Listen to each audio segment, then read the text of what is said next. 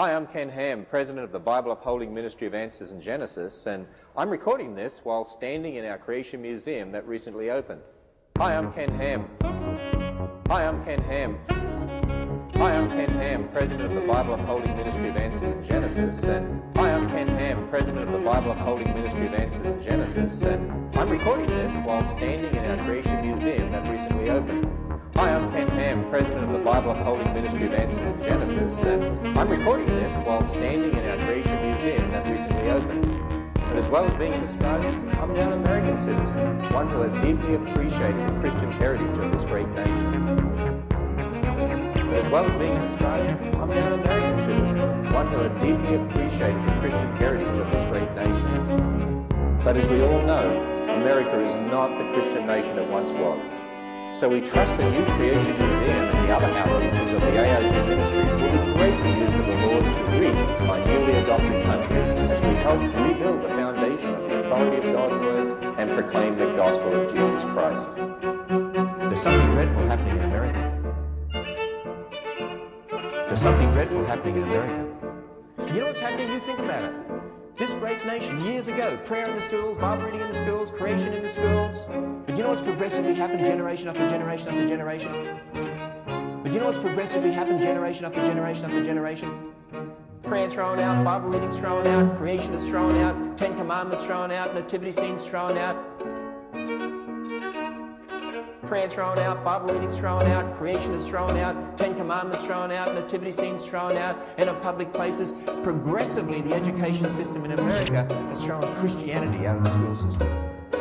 Now they're teaching students, generations of them, you can explain everything, every aspect of life, biology, geology, everything without God. That's the religion of secular humanism, naturalism. We are now teaching a different religion. We didn't throw religion out, we changed the religion. That's what's happened in America.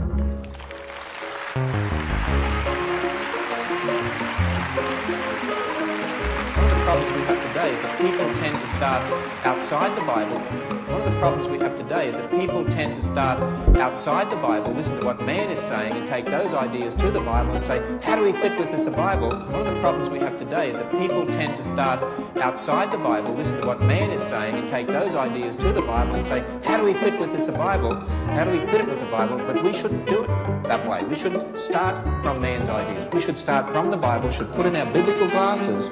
And when we understand what the Bible says about the history of the universe, it gives us a whole way of thinking to explain the things of this world. We should put in our biblical glasses, put in our biblical glasses,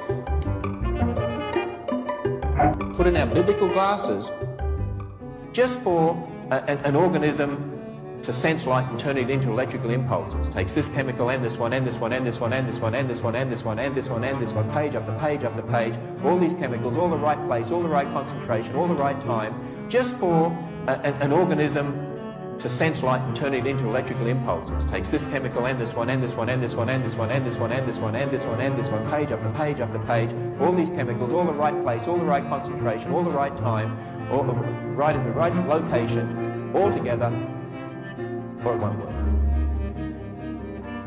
You know what that's called? A biochemical machine. And you know, for life to work, you've got thousands and thousands of these biochemical machines. In other words, you've got to start with machines. You've got to believe in God. You can't believe in chance random processes, because life has to start with machines. And you know, for life to work, you've got thousands and thousands of these biochemical machines. In other words, you've got to start with machines. You've got to believe in God. You can't believe in chance random processes, because life has to start with machines. You know, I was at a university once and a man jumped up and he said, but the Bible's not a science textbook. I said, you're right, and I'm glad about that, because science textbooks change every year.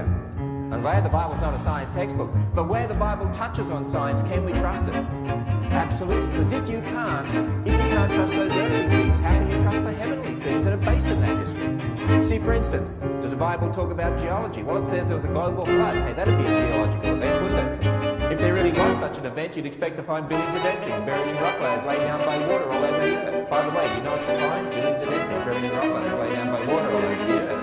Of course, you know, the secular scientists today say, but there's no evidence for a global flood. Where's the evidence for a global flood? I mean, all you find are billions of dead things buried in rock layers laid down by water all over the earth. We don't see any evidence for a global flood. Hey, you know something? Did you know that public education in America today, by and large, generally speaking, and the media and so on, teach generations of people that there never was a global flood?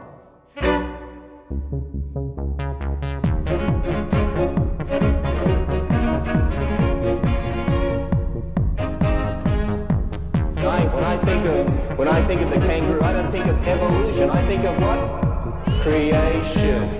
Now, when I think of the kangaroo, I don't think of evolution. I think of what? Creation. And you know what I say to my kids? It's designed to do what it does do. What it does do very well, doesn't it? Don't you think? They think it does. I do too. Hope you do. And you know what I say to my kids? It's designed to do what it does do. What it does do very well, doesn't it? Don't you think? They think it does. I do too. Hope you do. Do you, by the way?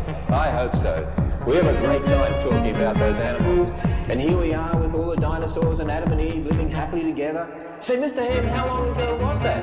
Well, if you add up all the dates in the Bible, it only comes to about 6,000 years. And I boys and girls say, Mr. Ham, wait a minute, what about the scientists that say dinosaurs lived millions of years ago?